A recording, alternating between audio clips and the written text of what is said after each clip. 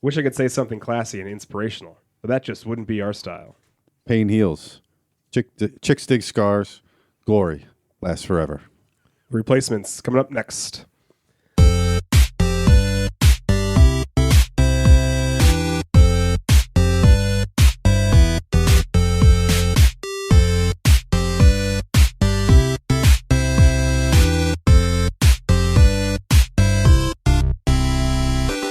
Welcome back to Nerd is a New Cool. I'm Justin, and with me is my friend who thinks maybe the NFL should go on a lockout. No. Mr. John Lambert. I don't think so. I think the NFL's fine. I think maybe some other sports need to, but, well, maybe not. I would love I think to the NFL's see, perfectly fine. But wouldn't you love to see people that are in the XFL? Remember He Hate Me? Yes. All right. How could you forget? We got He Hate Me. two incredible guests with us. Frequent guest, we've got Mr. Brian Bauer. Hello. And our extra special guest, the birthday boy himself, my dad, Bill Hildebrand. Hello there. We've got my dad on here, and Brian, my dad especially, for the reason that this is his favorite movie, I think, of all time, or at least top three. One of them. Yeah. Yes, well, the top three. Maybe it's better to say this is your favorite movie that doesn't star Steven Seagal. Correct. Okay. It's the 25th anniversary of The Replacements, and so we always start with, do you remember when you first saw it, and then what makes it great? So we're going to start with you, Dad. Do you remember when you first saw this? About a year after it came out, and it was on DVD. Mm-hmm. I didn't see it in the theater. I'm not sure anyone did, when we talk about the box office. It took in $50 million, so Yeah. Someone saw it somewhere. Some people did see it a little bit. It took in just a little bit over what it spent to make it. Right. Brian, what about you? I was in college, and so it was just one of the movies that was in the rotation. I think I saw it in the theater and then never really thought about it again. Mm-hmm. So until yesterday. To John, do you have a similar, what was your viewing experience? This was a fraternity thing for me. Yeah. For sure. Like someone, it could have been you, it could have been someone else, and it just kind of cycled through the house. Mm-hmm. You know. Sadly, I couldn't find my DVD, and I think it's because you had it at your house. That's correct. Yeah. I didn't look for. Thank you. I'm sure I probably have one. I didn't look for it though. I just used Amazon. This was one of those where I looked for it, and I was like, how the hell do I not have this DVD at my house? You're gonna have to go buy it.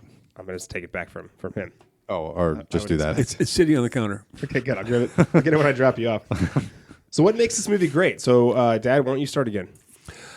I think it's because it's a feel-good movie. It's not a bad thing for anybody. It's just a bunch of guys get a second chance in a sport they all want to play, and I think this makes people feel good about a chance you could do it yourself. Mm-hmm. Brian, do you feel good watching this after watching this? Of course, yeah. I mean, it's formulaic in that sense, but I think what separates this from other sports movies that are of a similar ilk, it would have been very easy for every character to be a caricature, but I think the presence of Gene Hackman meant that everybody was just a little bit more real. They weren't. I don't want to get into that yet, but with the exception of one, I think everybody was. It felt real. It's got I think it kind of does a good job of almost like teetering that line because it's very silly and it knows it's silly. Right. It doesn't try to take itself too seriously. Right. But then Gene Hackman does. You're like, well, actually, but maybe it should be kind of a serious movie because Right. Gene Hackman's in this freaking movie. Like, why is he in this film? Yeah. What about you, John? What do you think makes it great? I mean, all the same things that you guys said. It's relatable. I like what you said. Like it kind of toes the line because it is silly and it is like that's what would happen. Like you're taking guys like off the street and then throwing them in the NFL. Like they're gonna mess up. Like things are gonna happen and it's gonna be funny and it's gonna be embarrassing and you know they eventually figure it out. But yeah, they make it a little bit more relatable. It's not just idiots and like trying to figure out like you get a little bit of character depth into it and it just makes you be able to connect a little bit more. So I'm just curious, like when is the last time before, I'm assuming the last couple of days, that you had seen this movie? I couldn't even tell you. Right? It would have been in 2000. Yeah. 6 months ago. Okay, all right. So That tracks. so that's the most recent one. Yeah. I hadn't seen it in a couple of years, but it's one of those movies I've seen so many times. What I thought was also super cool on the rewatch was all the nostalgia and all of the actors that you see now 25 years later, and you're like, oh, I forgot that person's in this movie. Oh, I forgot that person. So like, Dad, who's the person that upon a rewatch you're like, that's right. That's cool that he's in this movie or she's in this movie. Guy who plays Clifford Franklin. Yeah. What's his name? Orlando Jones. Oh yeah, yeah. I see him in other movies too, and he's always good. Started off as I believe in the Sprite commercials. Yes. Oh, really? First thing. Yes, that was his first thing. And then he's in this. He's in Evolution, and now he's in a ton of stuff. Right. Yeah. Was their character for you, Brian? The character for me is actor, Vince actress. Vaughn's. Yeah. I mean, to the meteoric rise that he had, and to where he owns half of. John Favreau. Or John Favreau. Sorry. They're same side of this. They're different sides of the same coin. Yeah.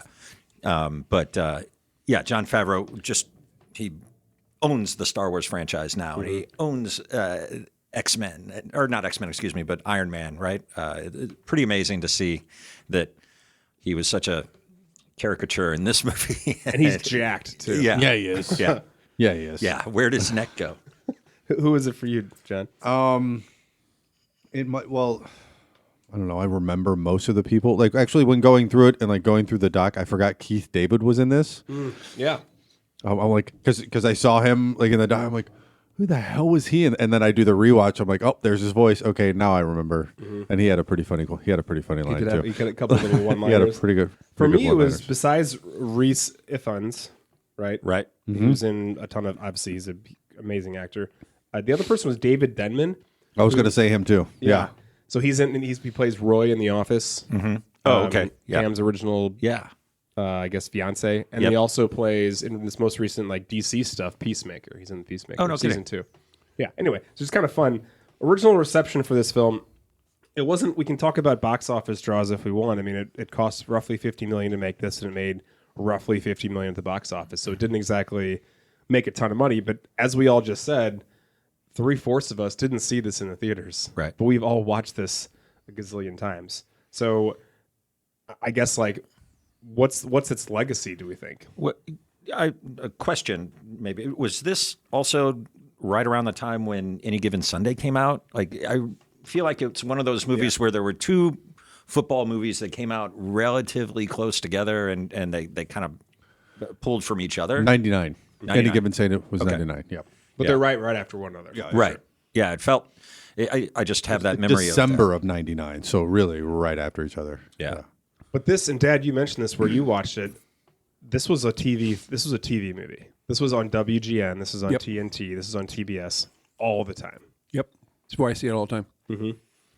But it's also one of those that it's unlike a movie that, let's call it Caddyshack, or I'm trying to think of like notorious TNT, WGN films. It's not a movie where you're like, oh, there's a bunch of R-rated stuff in this movie. It's the exact same version that you see on TV. Right. You might The see on TV. Fugitive is like that. Fugitive's like that too, That's a right? good one. Yeah. There's not a ton of gotta- cut scenes. You got to cut a little bit, but for the most part, it's the movie. Yeah. Yeah. Yeah. Which doesn't happen very often. No. Let's talk about Keanu real quick. Dad, when I say Keanu Reeves, I know your answer already, but tell everyone, what do you associate him with? Matrix. That is not what I thought you were going to say. What do you think he was going to say? This? No, I thought he was going to say John Wick. Oh, Yeah. Oh, that's a good one. I'm too. really not a fan of John Wick. Believe it or not, Because the dog gets killed. Spoiler. that's alert, one of the sorry. things. But Well, it's, they're all the same movie. It's been a long it's time. just too violent for me. Really? I mean, people getting killed all the time. I mean, that's part of the movie, but it's one of those things that I He's just dropping bodies. yeah. That is And it is saying the plot. That is saying something. He is a hitman after all. Yeah. Not enough arms broken in half. True. I like to see more broken arms, little broken legs, and stuff like that. We don't need all to die. We just need to have them mortally wounded. Maimed. I want to know they're going to live in Someone misery stabbed in for the head with a years. knife, that kind of stuff. Yeah, that's that fun. kind of stuff. Yeah. Okay, Some witty okay. one-liners before you kill someone. That's what he needs. So he said The Matrix. What are you for Keanu?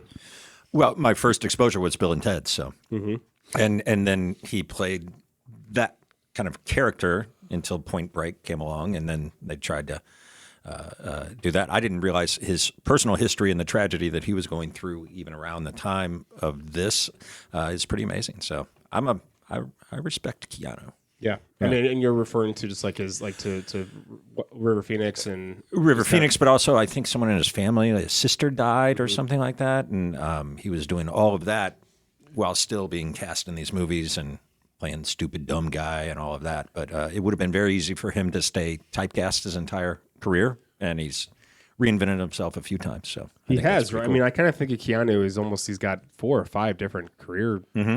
His girlfriend passed away in 2001. Yeah, so that's Keanu's- right after this. Yeah. Yep. So Bill and Ted's is first. Then he kind of gets into kind of maybe his like dramatic era where he's in like My Private Idaho, Dracula. Yep. I don't want to call Speed a dramatic movie, but that's in there somewhere. Devil's Advocate. Devil's Advocate. That's Yep. the one I was That's thinking kind of a big yeah. one. Yeah. Then The Matrix, which is like, okay, now he's going to be an action star. He does that, and then this right after it. And then years later, he's an action star again. John Wick. Right. Yep. Kind of very similar, maybe career path to like a, I'm just blanking on his name right now, to a Qui-Gon Jinn, Liam Neeson. Liam Neeson. Okay. Oh, Right? Like an older, aged action star. Anyway, so yeah, this movie is incredible. And so let's get into the categories. Summary, IMDb, it says, during a pro football strike, the owners hire substitute players. This is literally the most literal definition I've ever heard. So terrible. It but is whatever. true, though. It's literally true, what but happens. it's dumb. This came out August 11th, 2000, has a runtime of an hour, 58 minutes. Dad, upon the rewatch, did it feel like it's 2 hours long? It feels about 2.5 hours. Oh, it goes slow for you. Yeah, it goes slow for me. Really? I like to watch it slow. I mean, I just let play through it and just I enjoy the movie. Okay. So it's not one of those movies that I'm hoping to gets over with right now. Oh, that's why. Yeah, I feel the same way, but I felt like it just blistered. It flew by Fast. I looked up and all of a sudden I'm like, holy crap! There's 45 minutes left in this movie. Where the hell did it go? What about you, Brian? It felt kind of in normal time for me. It didn't seem to go slowly at all. But I was like, oh shit, they're playing another game. Didn't feel like 2 hours for me. Well, it didn't seem like it went slow. I just kind of made it mentally go slow. You know, I just wanted to enjoy it. Okay. Especially the second and third time. The first time, it kind of zoomed by. Not the second and third time. I kind of like a slow down. It's a very fun watch. Yeah.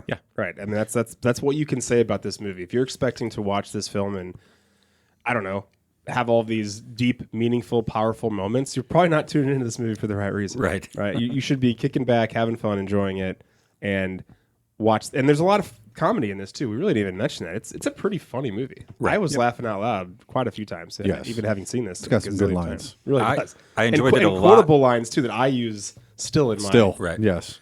I enjoyed it a lot more on the rewatch than I remember enjoying it. Because at that time it was just a movie. Right. I remember enjoying it a lot more. Or I don't remember enjoying it as much as I did on the rewatch. Yeah, right, So, totally. Yeah. I already mentioned budget $50 million. It grossed $50 million and $54,000. So it made $54,000 at the box office. Not what you really want Not a good margin. out of a theatrical release. Not a good ROI. Awards, none. Boo. But at least it didn't get any of like Razzie Razzie? awards or bad ones. Yeah. It wouldn't have gotten any bad ones. No. Nah. BS rankings, the Rotten Tomato gives it a 41% with an audience score of 66%. There you go. Yeah. And then IMDb gave it a 6.6. Dad, are these ratings fair? I don't know what they mean. So Quite do honestly. they seem low? Yeah, they do. Out of 100 or 10? Oh, Like the 66% out of 100, and then the IMDb is 6. I would think that should be a little higher. Yeah. What would you rank it? If you were giving it out a score out of 10, what would Probably you rank about this? 75, 78. Okay. All right. There you go. Really? Okay. Yeah. Brian, you got a pretty hard ranking system. Thank you. You don't rank as hard with bourbon. If Steven Seagal was in it, it'd be that adds a Be point. 100. it's a whole different. Yeah. It's actually a different league. It'd be in the nines. Yeah, no, I think having Gene Hackman in the movie definitely raises the bar a little bit. There were those moments where it's like, oh, wait a minute, is this Hoosiers? He's a great coach, you know. But there are moments in this movie where, like, did Gene Hackman was he not told this is a comedy? Right. Like, he's in a different movie at times. Yeah, He's exactly he's taking this very seriously. exactly. That's why he's good. And I don't know, he's not like the Robert De Niro where it seems like he's tongue in cheek saying these lines. Like De Niro does that really well in Meet the Parents and Analyze This, where you're like, he knows he's in a comedy, but he's playing it serious but tongue in cheek. Yeah. Gene Hackman is just playing it straight up. Yeah. But sometimes that's what you need for the comedy to No, work. you're right. He's the straight man, Yeah. 100%. He just Well, they almost didn't get Gene Hackman. yeah. They couldn't afford him at first, but Keanu Reeves took a pay cut to bring him in. I read that later on in the bio.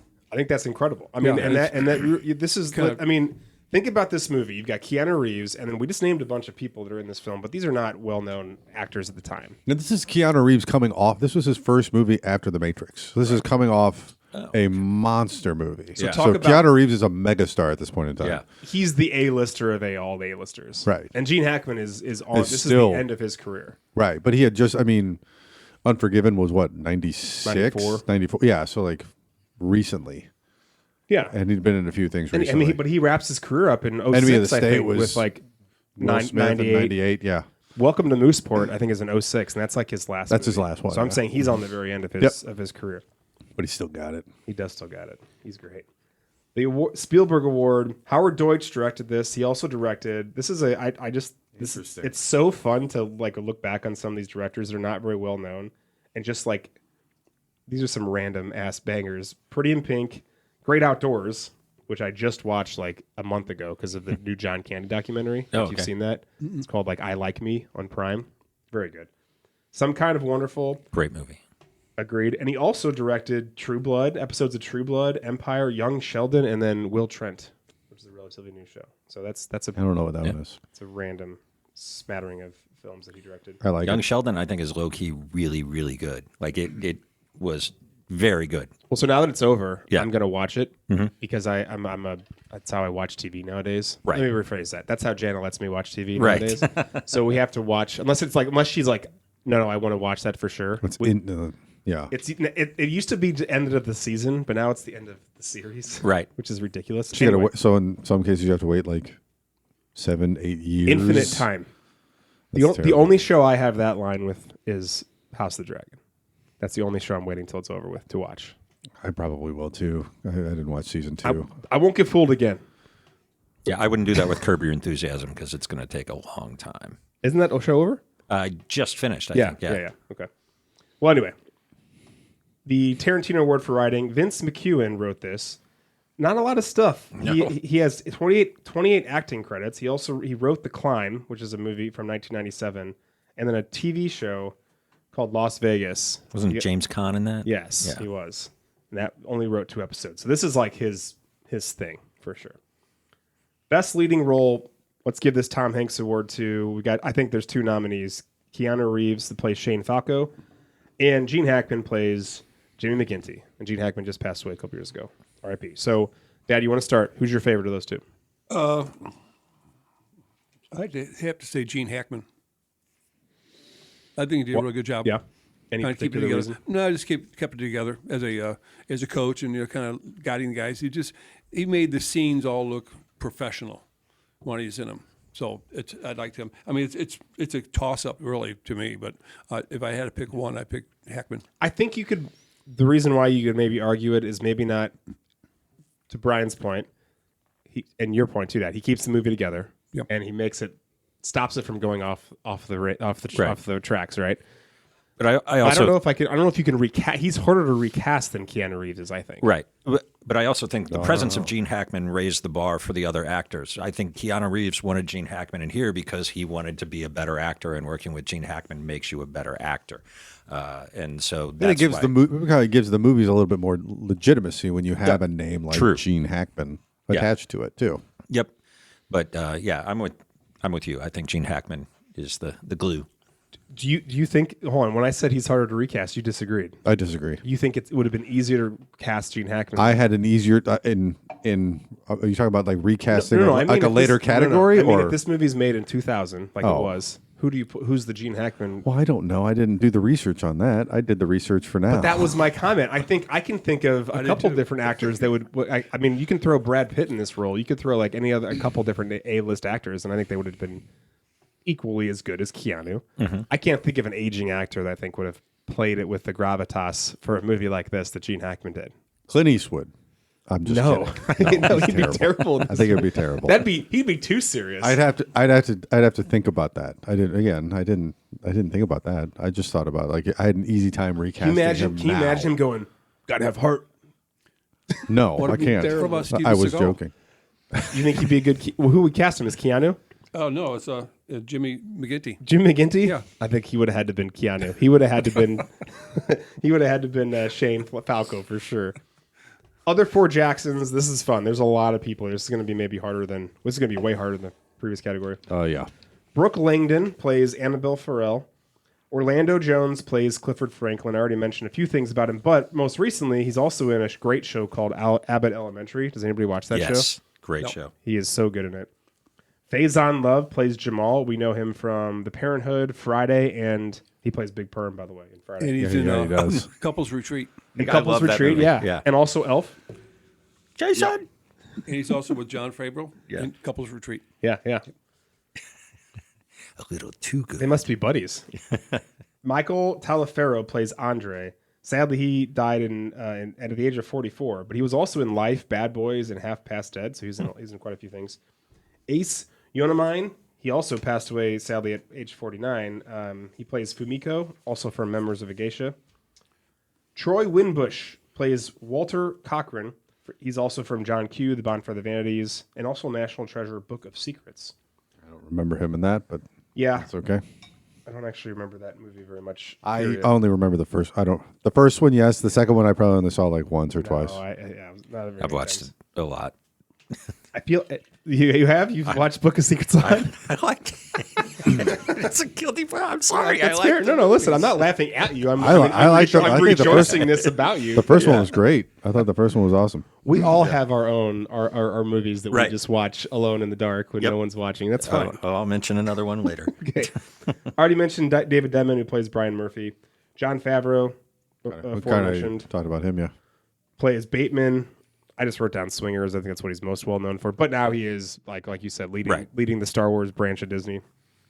Michael Jace plays Wilkinson. He's from The Shield and The Fan. Rhys Ifans plays Nigel Gruff, also from Notting Hill and Amazing Spider-Man. Notting Hill's the other movie that I will watch all the time. Yeah, Yeah, love it. it's nice. It's a nice rom-com. Yeah. Brett Cullen plays Eddie Martell, who I know him best from Lost. He's from one of the island inhabitants. And then lastly, Jack Warden plays Ed O'Neill, who plays the owner. So Jack Warden is this is one of his final films. Actually, this is his final film. He retired from acting after this role, but you would probably know him. He first of all, he was nominated for the Academy Award for Best Supporting Actor for Shampoo, and also for Heaven Can't Wait in 1978 and 75 With Warren Beatty. with Warren Beatty. Yeah, both of them. from Heaven. Diane Cannon. Yeah, so he is like a old school giant actor from the 70s and 60s. But. Yep. Okay, that's a gigantic list. So Brian, why don't you start on this one? Certainly Jack Warden gets a vote for me. Okay. I just, again, he was great. So, yeah, but I found Brooke Langton. What else has she been in? She's been in a couple things. I can't remember. I was looking her up too because I didn't really remember seeing her in anything. Not a lot. Not a lot. I mean, Yeah, The I just found her, Replacements is like, the top thing she's in. She was in Swingers. She was in the TV show The Net, not Okay. the Sandra Bullock movie. Right. Kiss the Bride, Primeval, and this. Friday Night Lights, the TV show. She's Okay. got 67 acting credits, so she's Yeah. been She was in around. some episodes Yeah. of Melrose Place, episodes of Live. Yeah. She wasn't like a classic beauty, what you would think of as being cast as the head cheerleader or whatever, but I found her to be. She was great. I liked her. Yeah, quite a bit. Yeah. Who's your favorite secondary character, Dad? Faison Love. Yeah. I just like him so much. He's so good in Elf. Yeah. He's good in Couples Retreat. I mean, just a likable guy. He's a big ball of happy energy, I guess. He does, and he brings levity to like pulling guns on people when they're fucking with his teammates. Like that's Yeah. you Yeah. need that Right. comedic That was, fun that was relief. the best part too when he shot the car. What about John? What do you got? Who's your favorite? Give me Reese. Yeah. Give me Nigel Gruff. Hey, babe. Ole, ole, ole, ole. Exactly. Okay, yeah, that's pretty great. Nice. For me, it's hard not to go with Orlando Jones just because I love Orlando Jones. I think everything he's in, he's just funny. I don't know. It's such a good list. John Favreau and, like I said, for David Denman were the two that I was like, oh, God, I just forgot they were in this movie for some reason. But honestly, you couldn't go wrong with any of these people. I like that we all picked somebody different. Backup singers, John Madden plays himself. Pat Summerall pays himself. Talk about some good gets, by the way. Yeah, right? Keith David plays Lindell. Keith David, by the way, has 611 credits. Wow. Acting credits. Some of the big ones, these are the ones I put on there. He's got way better, maybe acting credits than the ones I put on here, but these are my favorite. They Live, Men at Work, which is, have you seen Men at Work? That's a great movie. Dad, have you seen that? No. Emilio and Charlie. Charlie Sheen brothers. Yep. And they're They're garbage men. Oh, I saw it. Yeah, I saw And a it. murder happens, and it's So Keith good. David's No, like no, it's a long time ago. Keith David's their boss. He's their boss. It's awesome. That movie is fucking amazing. Anyway, and then he's also in Armageddon. Yes. And then Old Dirty Bastard plays. Where the hell was he in this? He plays himself, and he R.I.P. He's also passed away. Where was he in this movie? I think he makes just like a cameo in one of the. I don't even know. Okay. Yeah, I do remember seeing him, but I don't remember Okay, what I he was don't doing. remember seeing him. Well, maybe that's a.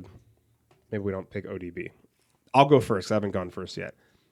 John Madden Absolutely. is the winner. 100%. I think that guy is gold. Talk about putting you in a time, like as far as like how what could you make? How do you make the movie most late '90s, early 2000s have fucking John Madden in it? Have John Madden and his work with like the yellow like whatever that thing is of just like showing it's like, oh, he goes here and then he goes here and then they doink and then like lines all over the screen and then He's doing all his catchphrases. Yeah, he's using the teleprompter like that. Yep. Summerall Didn't he is crowbar in a plug color for his man. game too for the video game? I hope Sure he so. did. I think He it had was just to. crowbarred in there. I hope so.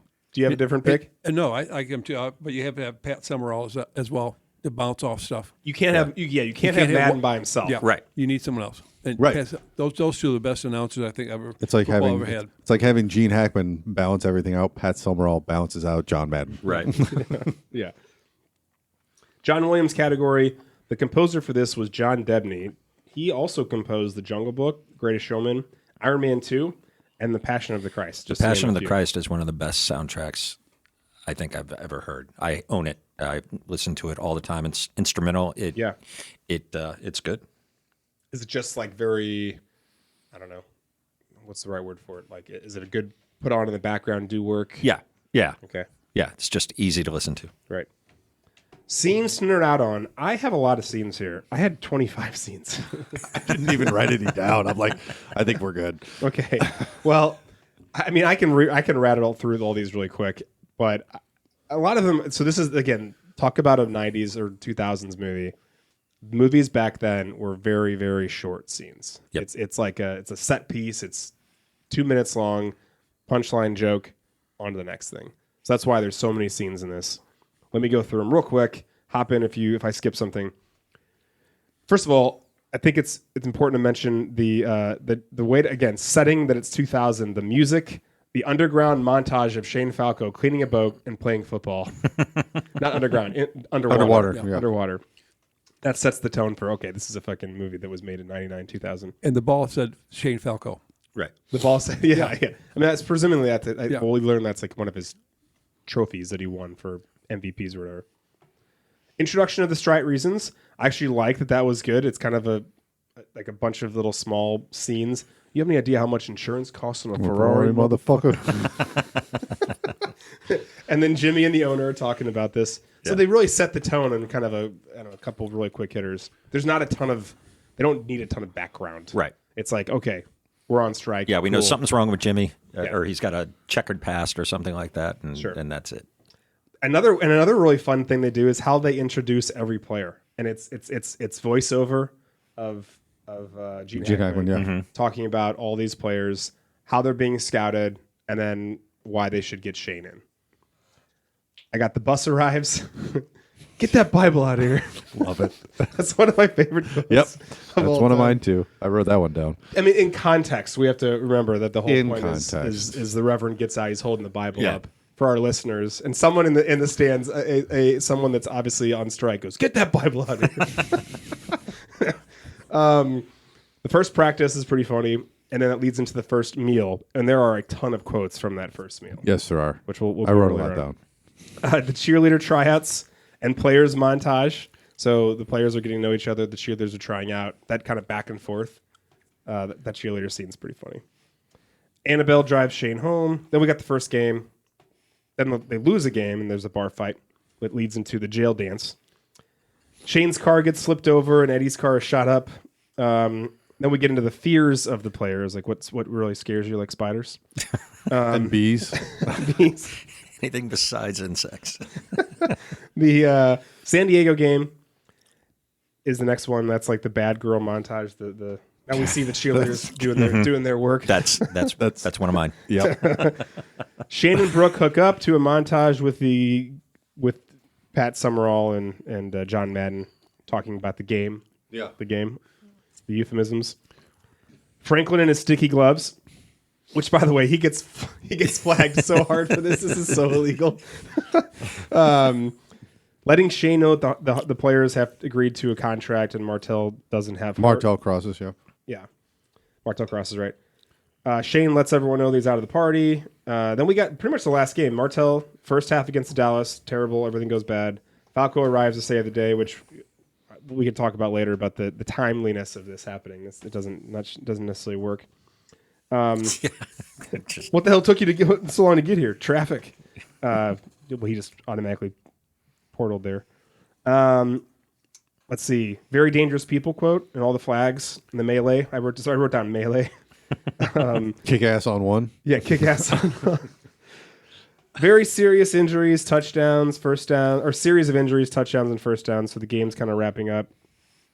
The Nigel part of this, which I thought kind of was sort of random. It's maybe me nitpicking a little bit, but all of a sudden Nigel's like wanted and has to make this kick. Right. I feel like there's some scenes that maybe need to be put some in. stuff he got has to- deleted earlier. He has yeah. to miss it. He has to miss the kick. Right? Yeah. But it's like, what? I don't know. I feel like Because he owed the guys money. I get why it was So he's happening, fixing a but I game. feel like we needed some more background to that. I mean, The last play to win, and then we've got the final montage of everyone, what they're doing later on. A lot of scenes. Long slow motion walk for the kiss, right? Yes, I mean, right. that's not Yes. classic 2000s. But there's cinema. all types of slow motion moments of that and different camera angles, like Right. looking up on like Shane looking like a superhero. Yeah. And all their friends. Okay. So do you want to start on this one, Brian? Favorite scene? It's the cheerleader scene. Okay. I love it. Tryouts. No, Oh, the bad strippers. the one girl slapped the other girl in the ass there, Jimmy. That one. Okay. Yes. Is that your favorite too, John? No, but it's one of my favorites. It's fantastic. That one's up there for me. Yeah. It's because it's so funny. It is hilarious. It is really funny. It probably wouldn't be done that way today. No. Right. I don't think so. No. Yeah, what's yours? I kind of went in a different direction. They use a phrase twice in the movie in different times in different ways, and the winner wants the ball.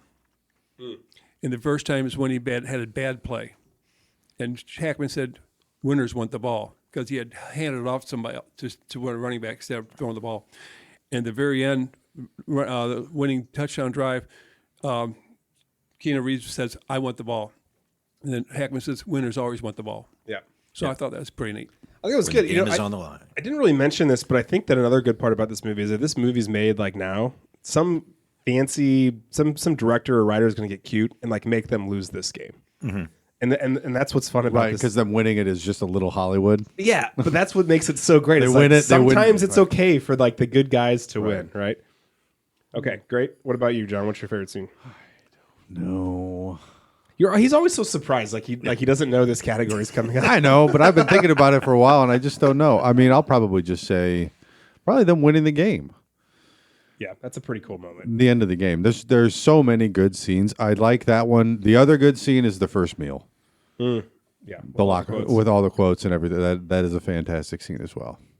Yeah, I mean, you can't go wrong with any of these scenes. I personally, what I laughed the most about, I was like really super like engaged with, was at the beginning when all the players are getting introduced and like as like so and so is a police officer and like what they're doing Right. for their careers. I just really like that a lot. I got another one. Go ahead. I like when Franklin's being interviewed and he has that mesh shirt on, and Bateman goes by and shoves him into the locker and keeps on walking. Yeah, And keeps referring to himself in the third person. yeah. Yeah. No, what was it? Clifford Franken can't be stopped by anyone but Clifford Clifford Franken. Yeah. Clifford Franken's the only one Clifford catching Franklin. it. Clifford Franklin got moves even Clifford Franklin ain't aware of yet. Clifford Franken's the only one catching it. He's the only one coming down Now with with it. it. And that's when Bateman just tosses him in the locker or pushes him in there. Yeah, that's pretty good. I thought Quicksand was a pretty good scene too. The Fears one is good yeah. too. There are a couple like emotional scenes in this movie, which you need. Yeah. Yes. Cuts up the comedy and The Fears one ridiculousness. is a good one too. Yeah, That's one of okay. my favorites. Heath Ledger Award for Scene Stealing. So I've got 3 nominees. and please jump in if you have more. I've got Orlando Jones as Clifford, Jon Favreau as Bateman, and Rhys Ifans as Nigel. So I think those three kind of, when they're on screen, they're kind of stealing the attention from everybody else. Anybody have any other nominees? I think Rhys Ifans is, for me, the one. Yeah? Yeah. Dad? No. John, do you have any more nominees? Nope. Who's your favorite? We got Rhys Ifans. That guy. Same guy? Yeah. Nigel? It's hard not to go Nigel. I will join the group and say Nigel, even though I think we all know my answer is Clifford Franklin. Yeah. I don't know why I like Orlando Jones so much. Dante's Peak. So, first of all, we didn't really talk about the intro, but let's talk about Keanu as an athlete. So he plays an athlete. A lot of times, he's always a very athletic actor, and I didn't even put on here The Matrix when he's doing his kung fu We training. gained like 20-something pounds for this role, too. For this role? Yeah. Yeah. No kidding. I think because he lost so much weight having to do some of those scenes from The Matrix. Yeah, no Like kidding. when he's in the goo or whatever. Right. When he's in the Matrix. That's Keanu Reeves. So he plays a quarterback from Ohio State, by the way, in Point Break. So it's worth mentioning. And then again, he's playing also a quarterback from Ohio State in this movie. Yeah. So which version do we like the best? The Point Break version of Keanu or this version of Keanu? Ryan, you get to go first. What's the peak of his believability of being a awesome previous college football player? I kind of am leaning towards Point Break. Yeah. Yeah. Just the surfing, the athleticism. You've got Patrick Swayze, who was an actually good athlete too, and they were holding their own together. So I'd have to go Point Break. Dad? I'd have to go Replacements, just because I don't remember Point Break. It's also, you can tell that he is good at football. Yeah. Keanu Reeves in this movie. Like, I'm sure he had some stunt doubles in some way, but it's believable that he's out there like tossing the ball around. Yeah. Yeah. I'm going this movie as well. This movie as well. Yeah.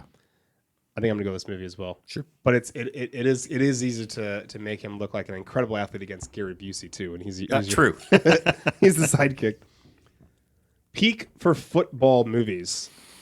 I've got a long list here, and really from 74 until 2006, there is a lot. We're talking like 30 years of just making a lot of different football movies. So let me rattle them through real quick.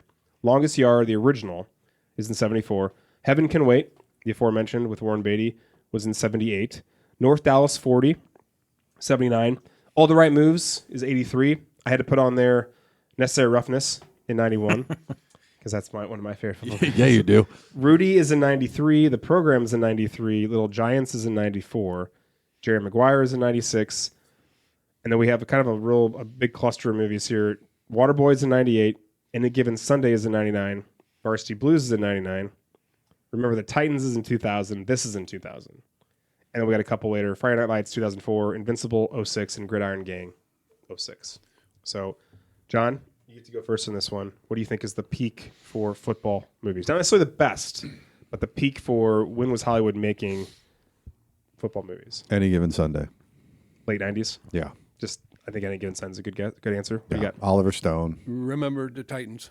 That Which is the also- next year. Yeah, Yeah, that yeah. is also a very good answer. Disney movie made a shit ton of money with Denzel, right? Yep. I think anytime you can make a spoof, then you're at your peak there. So Waterboy. Which is in 98. So, It's 98, this is so all... yeah. God, it's hard to go against any of those. I was going to say basically 1999. Yeah. Because you go Waterboy, Any Given Sunday, Varsity... I'll just say Varsity Blues just for the sake of Because why not? Varsity Blues, which is kind of a spoof a little bit. And Oh, then it is. Remember the Titans in this in 2000. So like it's like a 2-year window where there's some bangers there. We did mention Keanu, but I don't know if we've ever argued this before. Have we ever argued about Keanu's peak? I don't think. Maybe we did when we did The Matrix. We had to have. I think we probably said that. Well, let's see what these two think. So when is Keanu like at the peak of his career?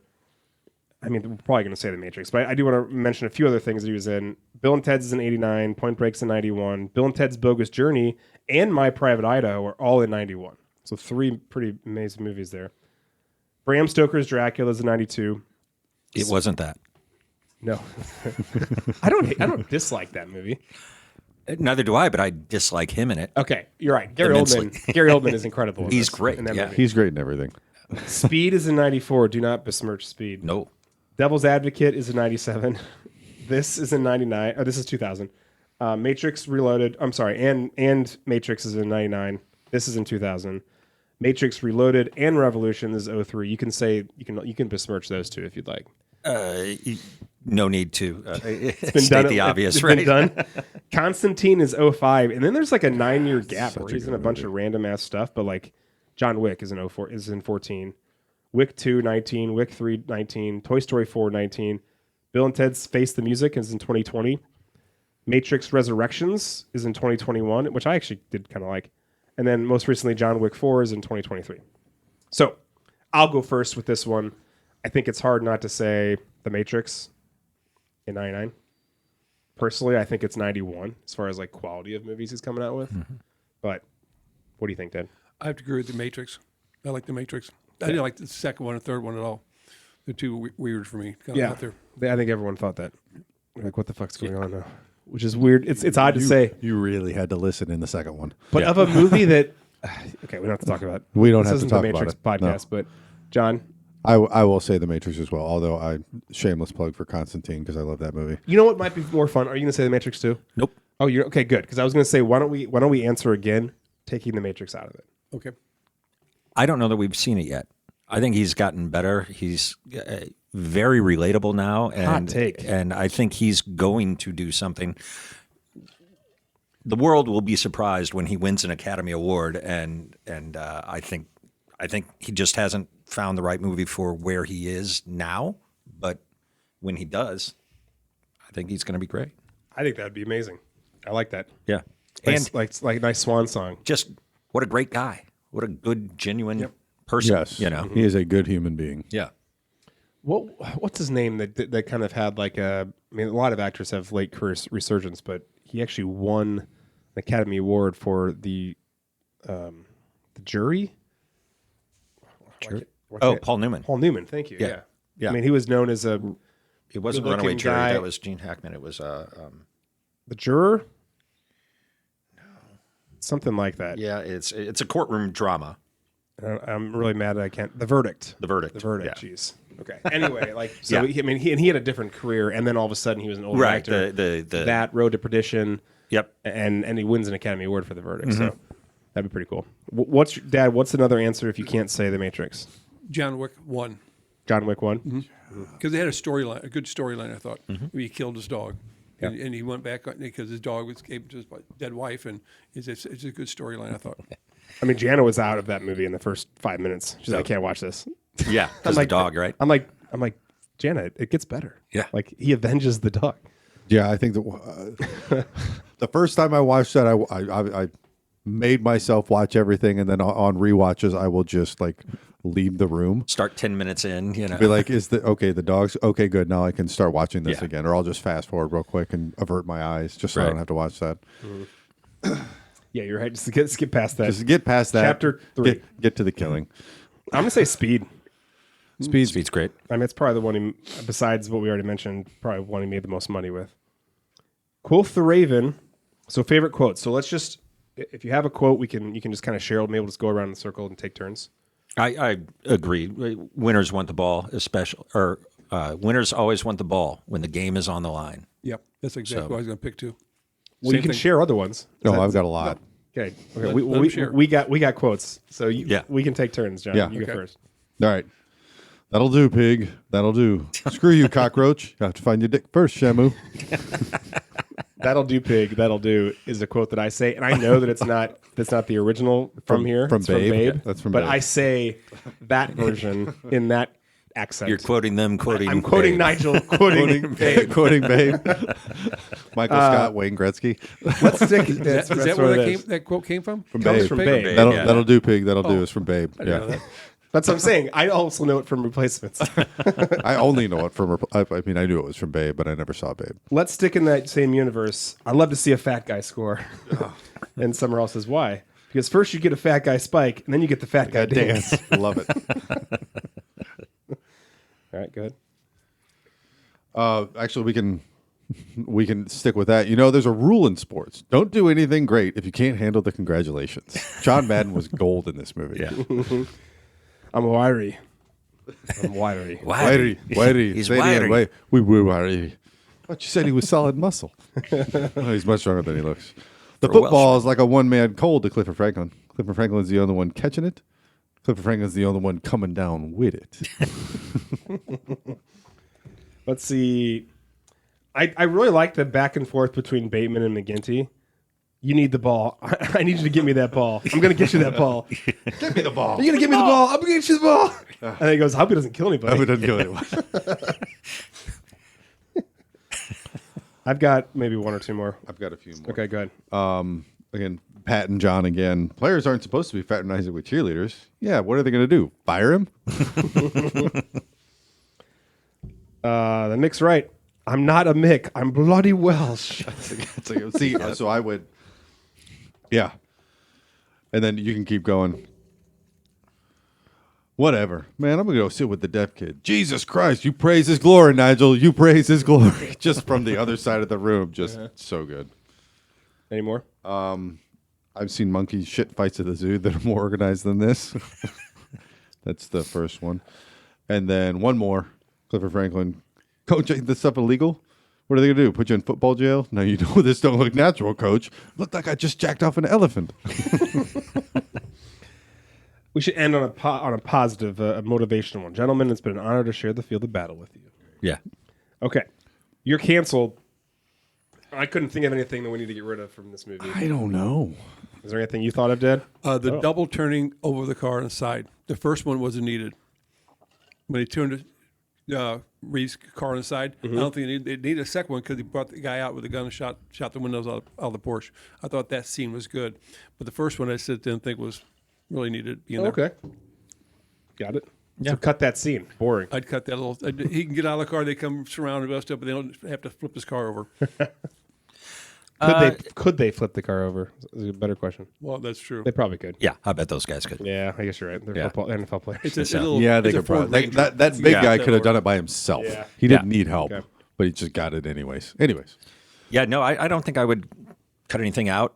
Maybe for timing's sake, possibly, but no, I liked it. Yeah. So. Maybe the scene of him driving back with her after they flipped his car over and she's going through traffic going crazy kind of remind me riding with you. Appreciate that. She's a very good driver, too. Another Spider-Man again. Let's do some recasting. So, first of all, let's recast Clifford Franklin. Orlando Jones was 32. Okay, You want to go first? at the Frank? time, At the time. we're recasting at the time. Correct. No. If we remade this movie today, Okay, Who is a 32-year-old actor right now who would play this is the one that I've been Orlando struggling. Jones' character? I could only come up with two people that I think would be really good for two of these characters, and then I'm struggling with the rest of I them. struggle with a lot of them. This Yeah, was one so- of them, too. well, I've got the best recast for this one first. But, Dad, do you have anybody? Miles Tiller. Miles Teller. For Okay. Orlando Jones? Yeah. He'd be Might pretty be funny. a white guy, but he's tall, Yeah. athletic I guy. think we're going to be able to play around with race. We in can this- play- in yeah, the we can do recast. that, of course, yeah. yeah. There's going to be a lot of that. Yeah. Do you have anybody, John? John David Washington.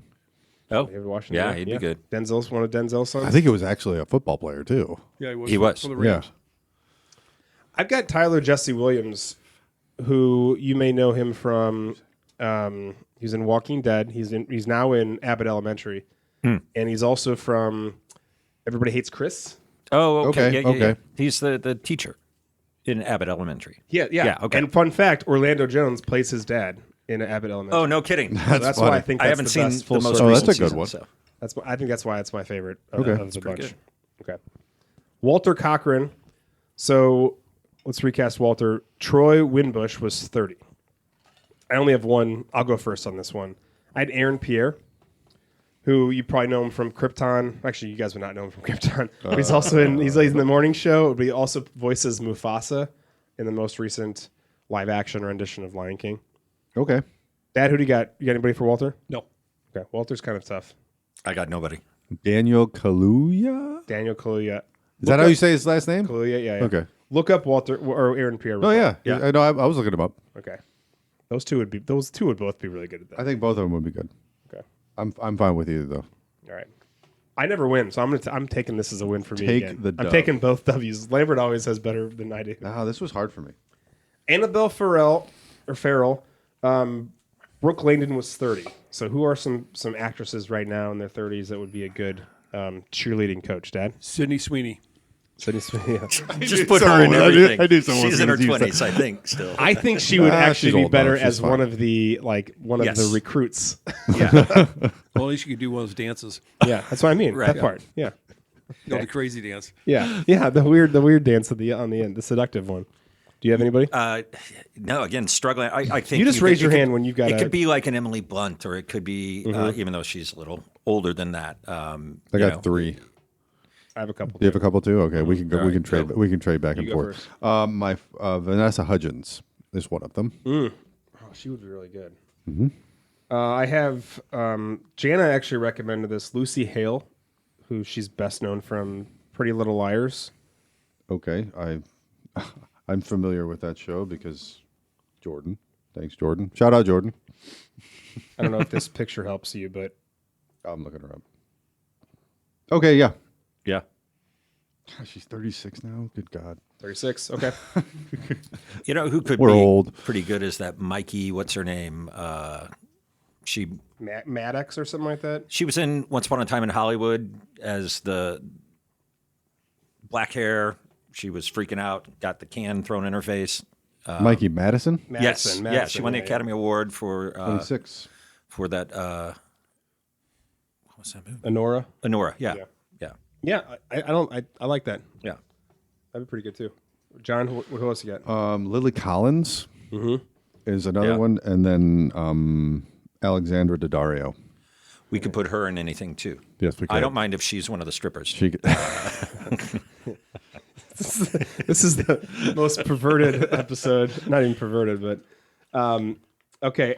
I've got a couple more. I had Emmy Rossum. Okay. From Shameless. From Shameless. Yep. Yep. And my favorite is Rachel good. Brosnahan. I don't know why I think she'd be Because she's awesome. I think she'd just be really good at it.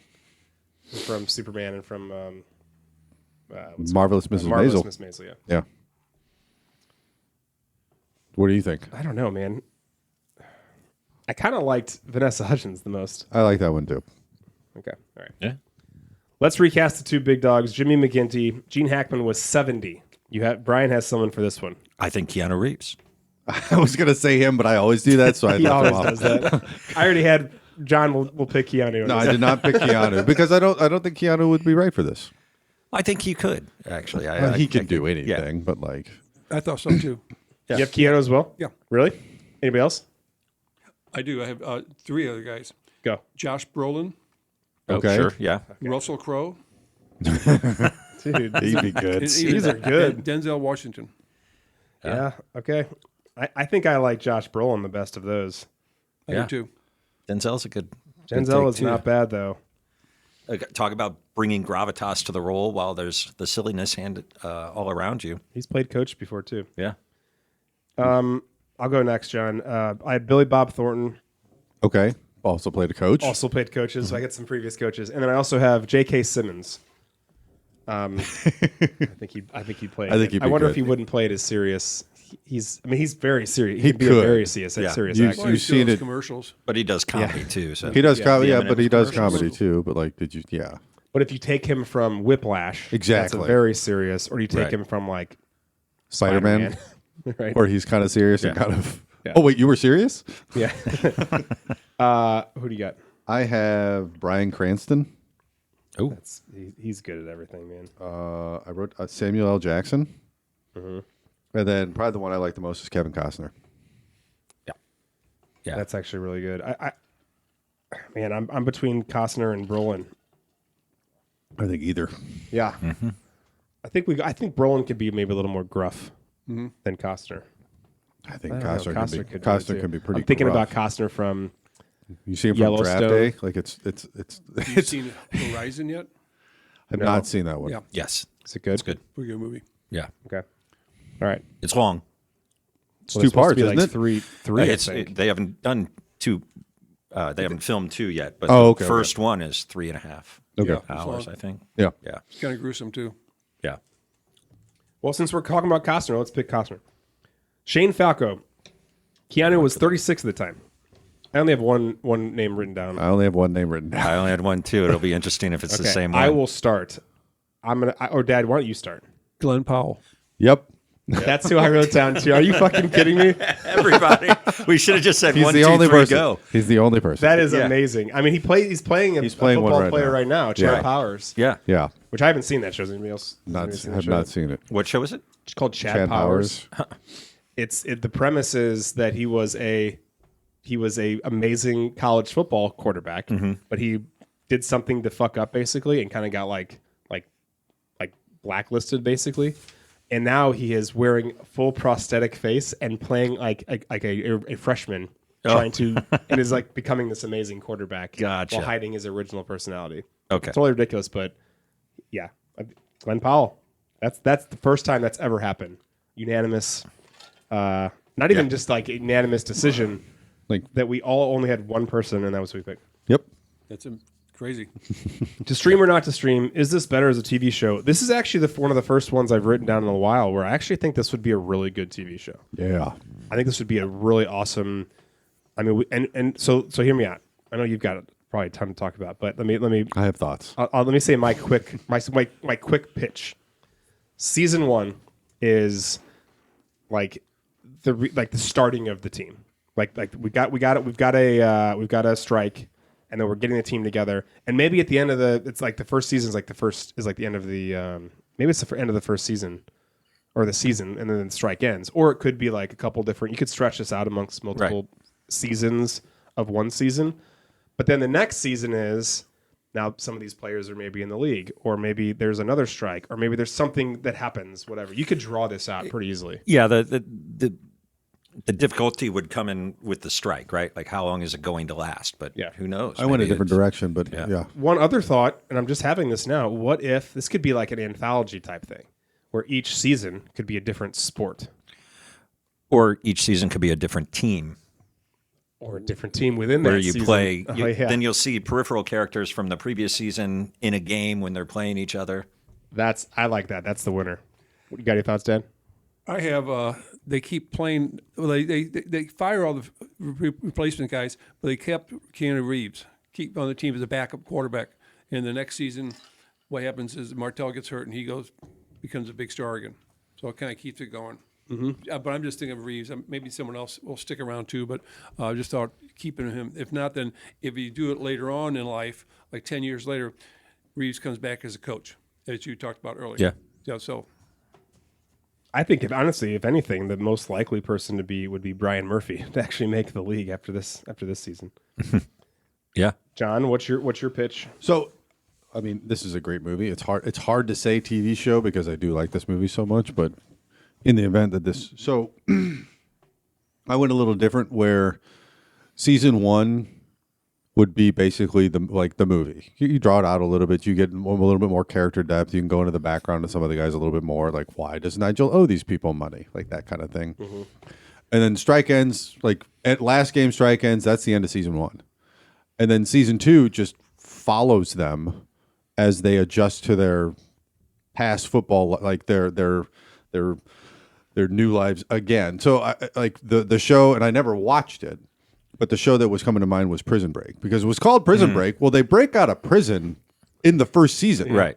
And it's still called Prison Break, but then now they're outside. It never. They made go sense. back to another prison in season 3, by the way. Well, Yeah. but Now he's then doing security and but then season 2, it's like staying out of. So it kind of shift the dynamic of the show of like the first season. Yes, there are replacements, and yes, they are playing football, and then the second season is like, you could go into a dynamic of like, well, Danny's a cop. He's going to try to help Wilkinson get out of jail.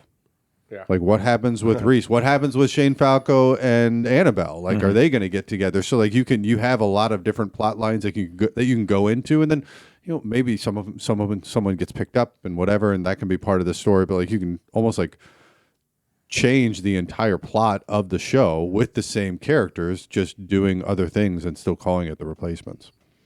It's an idea. No, it's good. Yeah, I love that. I love the looking at it from different teams. yeah. I wish. I don't know if you guys have seen The Pit or not, but I kind of wish they would do Megan likes something that with show. that. Yeah. Because It's just do a different shift at the hospital as opposed. So now the night shift comes on, and that's the next season. Then Right. the day shift is that season. So, but they're not doing that, unfortunately. But season 2 is coming out soon. It is. Tomorrow's Another Day. There were actual plans to do a sequel, but apparently they fell through. I have my question before anybody wants to jump into like what happens next. I'm curious, who do you think actually makes the NFL? Who do they keep after this whole thing? Shane Falco and Wilkinson. Yeah. It may be Clifford Franklin. Wilkinson's going to jail. They'd have to get him out of jail. They could work that out. They could probably The NFL's got some strings they can pull, I think. But yes, he's got talent. Yeah. Those are probably the best. I will say again, I think Brian Murphy is sticking around. That's the deaf guy, right? Yeah, The tight end, Yeah, yeah. him, the tight end, and He scores. I think he scores the game-winning touchdown. I'm saying he's like, I mean, the way they portray him, he is like He's a very large physical honestly, specimen, like a Travis Kelce type. if there was you look at Shane Falco like Kurt Warner, when you come in as the replacement guy and you end up replacing the head quarter or the first string at halftime and go on to win the game, they're going to find a place for him or somebody's picking him up in the NFL. John, I mean, does anybody else want to share what happens next? Does anybody have any thoughts? John always does. They do always have thoughts. What are your thoughts?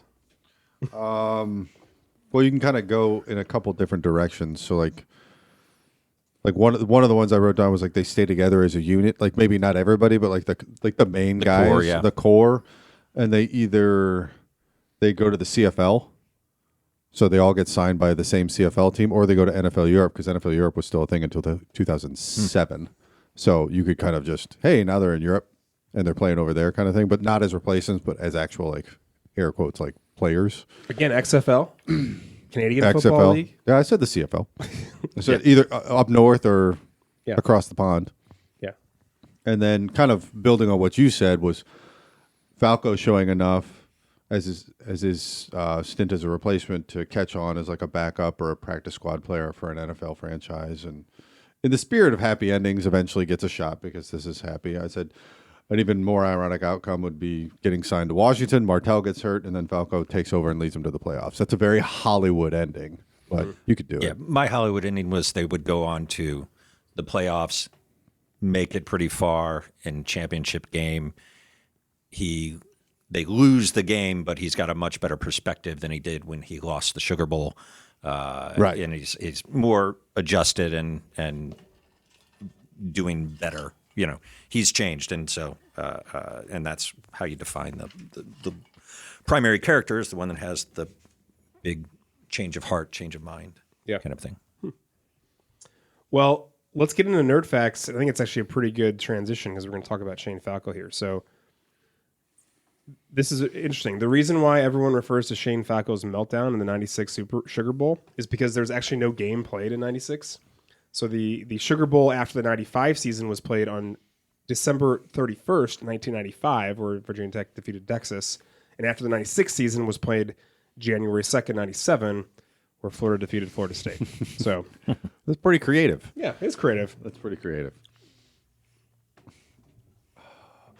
The Washington team is loosely based on the 1987 replacement Washington Redskins, who won all three of their replacement games. The quote, real Redskins returned for Week 7 through the Super Bowl, which they also won. After winning the Super Bowl, the franchise rarely ever gave the replacement players any credit for the team's success. When the Redskins players received their Super Bowl rings, none of the replacement players received a ring, though it was said that had they not won their game, the team may not have made the playoffs, let alone won the Super Bowl. However, after 30 years, it was announced in March of 2018 that the Redskins are finally going to recognize the replacement players' contributions and finally give them their Super Bowl rings.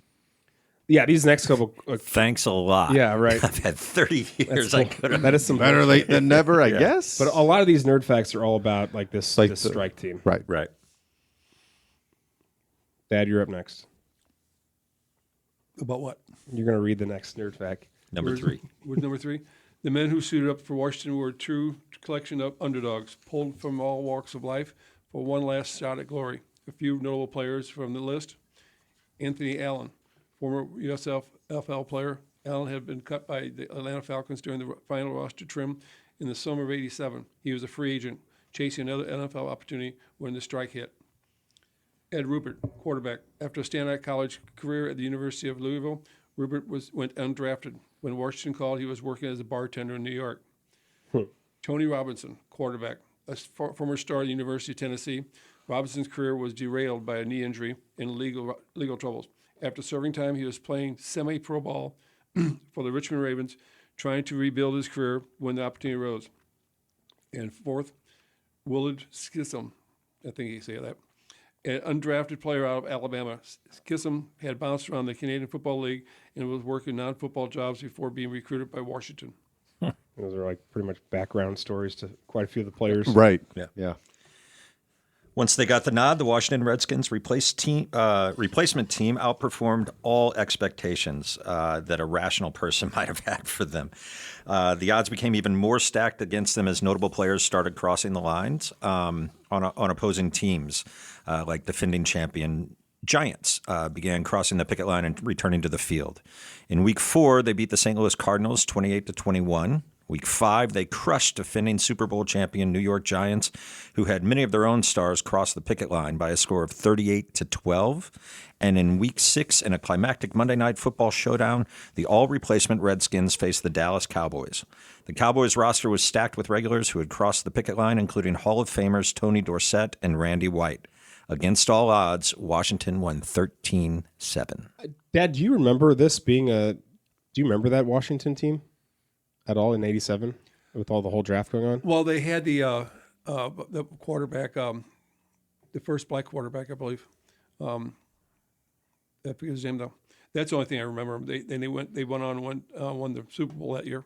Yeah, which is fun because I didn't know that it came from like the strike year. Right. Hang on, Doug Williams. There you go. When the strike ended, basically a lot of the replacement players stopped playing. Even though again they went on a 3-0 run, they were thanked and promptly fired.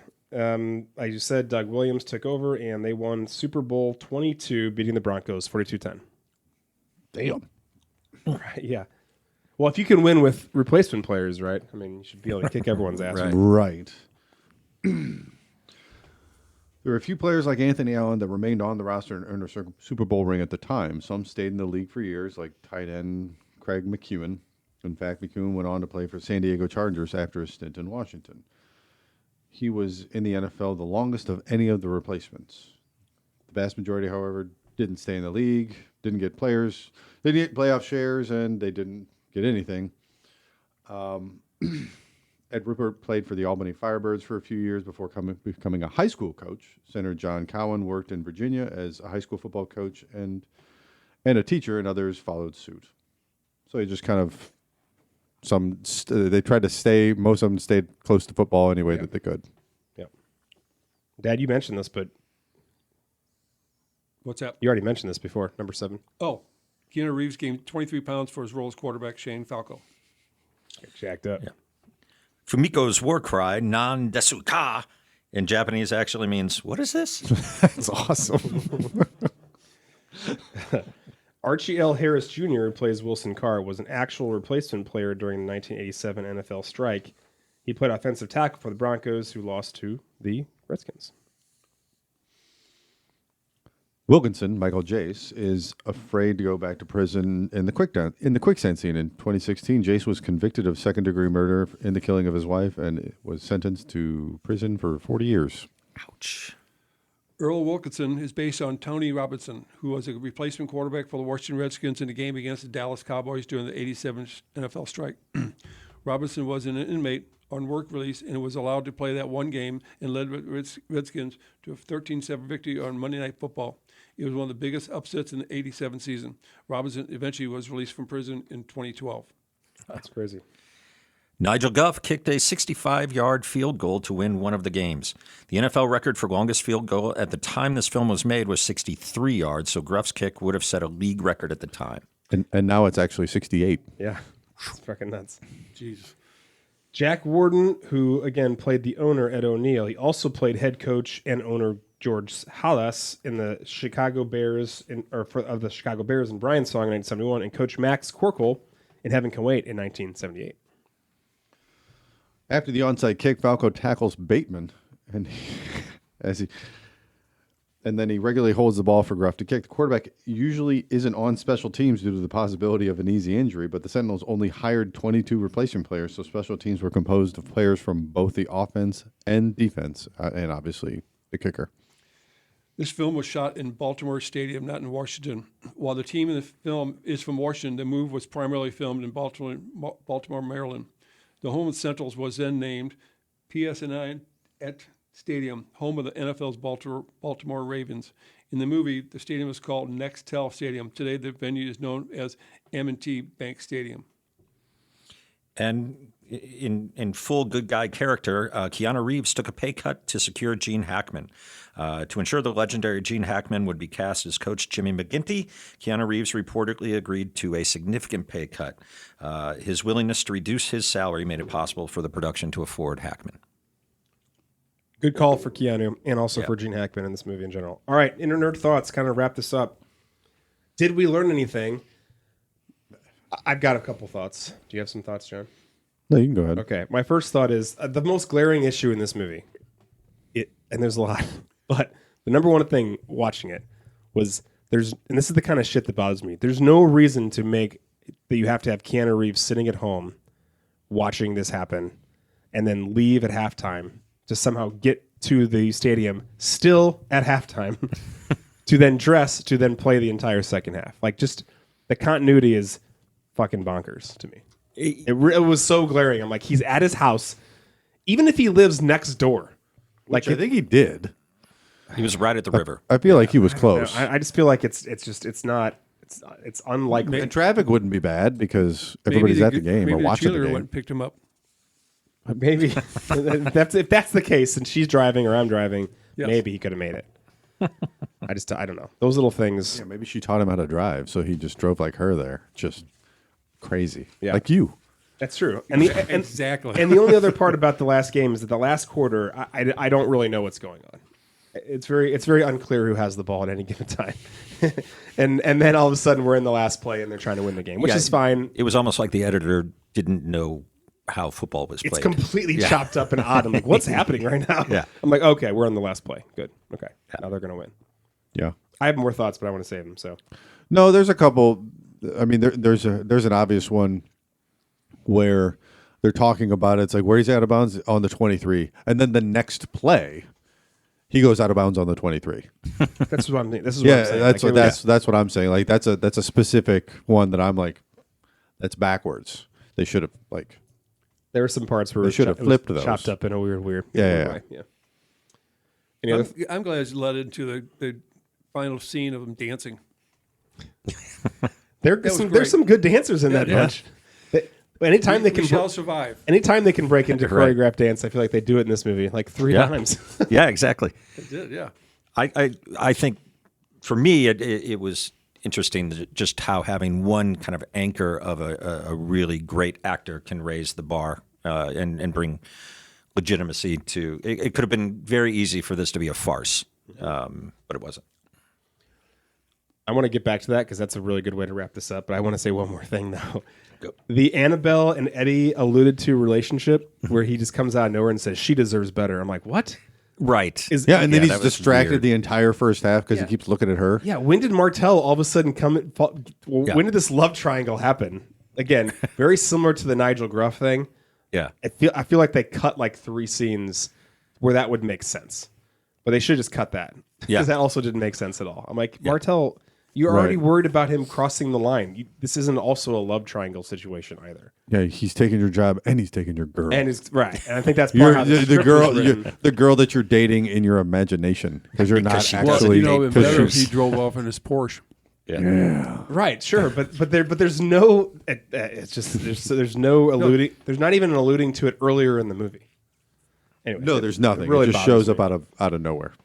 Okay, so overall, final thoughts. Brian, you said it very well. I also think they missed an opportunity for a sequel here. I mean, I really, really do believe that. And I also would say, is there still time? There is, I think. I think so. John, it doesn't have to be. All these characters can be old. Maybe they're coming back as like coaches. Yeah. maybe we put Keanu as in the McGinty role. Yeah. He's still playing Shane, and now there's a new strike. Yeah. Man, when I was on the other side of the strike 25 years ago, Right. here's what happened. And here's Bateman. Here's John Favreau. What would Jones. McGinty Defensive do? coordinator. Right. Wide receiver coach. Yeah. But yeah, and listen, it's such a great movie. Dad, anything you want to say? Last thoughts about why this is one of your tops? It just makes you feel good, as we said today all day long. It's a good movie for just a fun exercise of having a good time. You know, sometimes movies get so serious these days, and it makes you kind of think about the news channel. But this is a movie you just enjoy. And You're right. We there's so many movies made now where they forget that it's entertainment. Yeah. It's supposed to be entertaining. That's it.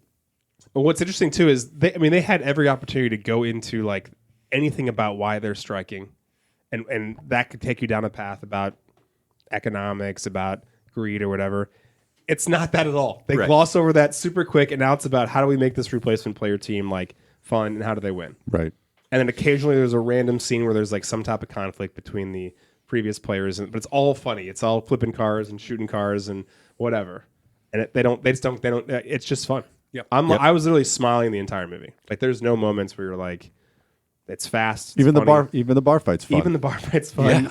Right. Yeah. Just an overall. So good pick, Dad. Thank you. Nerd Outreach. Thank yous. John, always great to have you. Yeah. Brian, amazing guest as always. Thank you.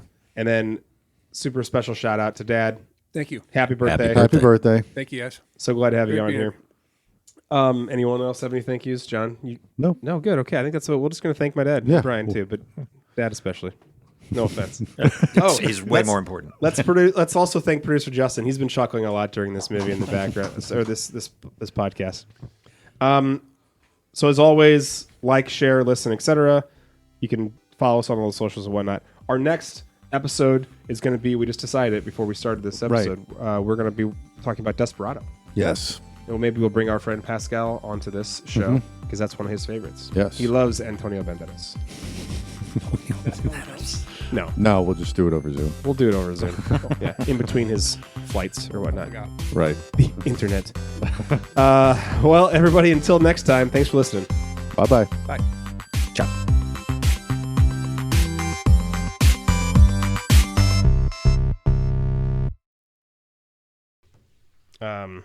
Yeah, and that's.